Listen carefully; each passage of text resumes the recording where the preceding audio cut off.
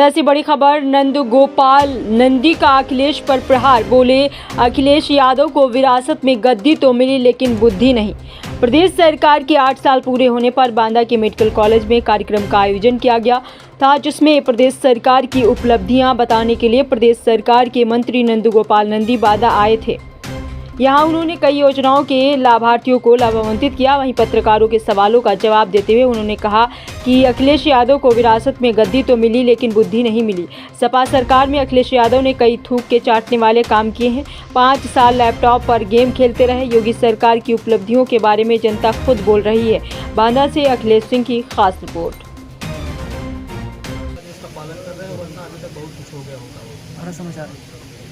सही कहा इसमें अब, और हम क्या कहेंगे। अरे महाराज हमारी गाड़ी आ जाए भैया, मैंने कहा ना कि सही कहा, अब उसमें हम क्या कहेंगे। ना थोड़ा हल्का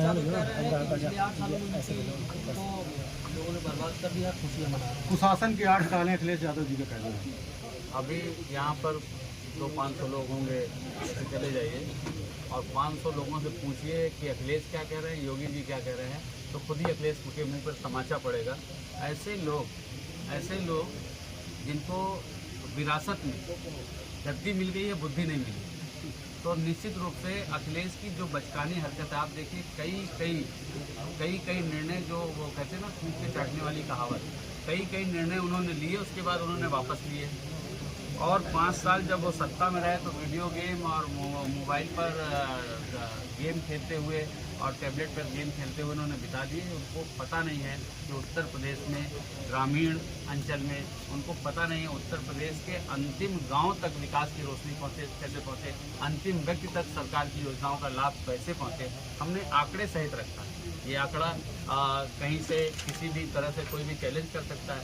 ऐसे ही कुछ भी ट्वीट कर देने से, कुछ भी कह देने से दुनिया अंधी नहीं है। दुनिया या प्रदेश की जनता को मूर्ख समझने की जो ये भूल कर रहे हैं, जनता ने इनको समाजवादी पार्टी से समाप्त होती हुई पार्टी बनाया है।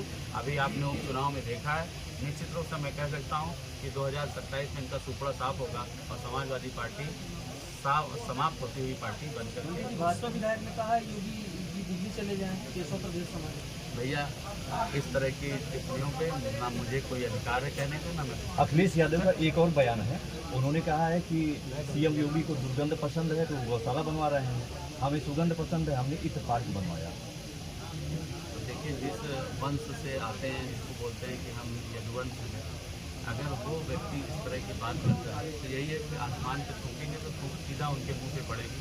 ऐसे लोगों के बारे में बात करके मैं समझता हूँ मीडिया के आप जैसे भले अच्छे इंसान का समय बर्बाद करना, और जो आपका चैनल देख रही है इस देश की जनता, प्रदेश की जनता, उनका भी समय बर्बाद करना। उन्होंने कहा है कि शराब एक के साथ एक फ्री। योगी जी ने यह पार्टी टाइम शुरू किया है और नवरात्र के समय इस तरीके की चीज बहुत गलत है। देखिए, ये सबको पता है कि सनातन धर्म को मानने वाले लोग कौन हैं, सनातन को अपमानित करने वाले लोग कौन हैं। आज पूरी दुनिया आदरणीय प्रधानमंत्री जी के मार्गदर्शन में और 2014 से 2025 तक और 2017 से 2025 तक, इन 8 सालों में सनातन का जो सम्मान, सनातन की जो उपलब्धि है, सबने देखा है।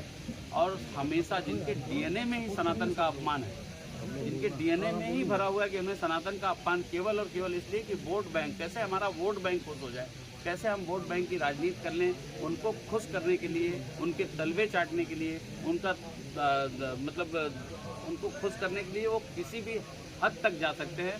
बस मैं यही कह सकता हूं, क्योंकि आपने देखा कि राम भक्तों पर गोली चलाने का काम किसने किया था? आदरणीय मुलायम सिंह यादव जी ने किया था। तो डीएनए में चला आ रहा है। निश्चित रूप से अपने वोट बैंक को साधने के लिए, अपने वोट बैंक को सॉलिड करने के लिए इस तरह का बयान दे रहे हैं। उनका वोट बैंक भी, अभी आपने देखा है कितने लाभार्थी, कितनी बड़ी संख्या में यहाँ पर मुस्लिम लाभार्थी भी लाभ पाए हैं। हमने बिना जाति धर्म मजहब के भेदभाव का, सबका साथ, सबका विकास और सबका विश्वास और सबका प्रयास, सिर्फ नहीं ये नारा, ये है उद्देश्य हमारा धरातल पर दिखाई दे, इसके लिए काम किया है, इसी के लिए काम किया है। और ये अखिलेश यादव हमेशा सनातन धर्म को अपमानित करने में ही अपना गौरव महसूस विधेयक को लेकर मुस्लिम पत्रकारों की बात सुन लीजिए।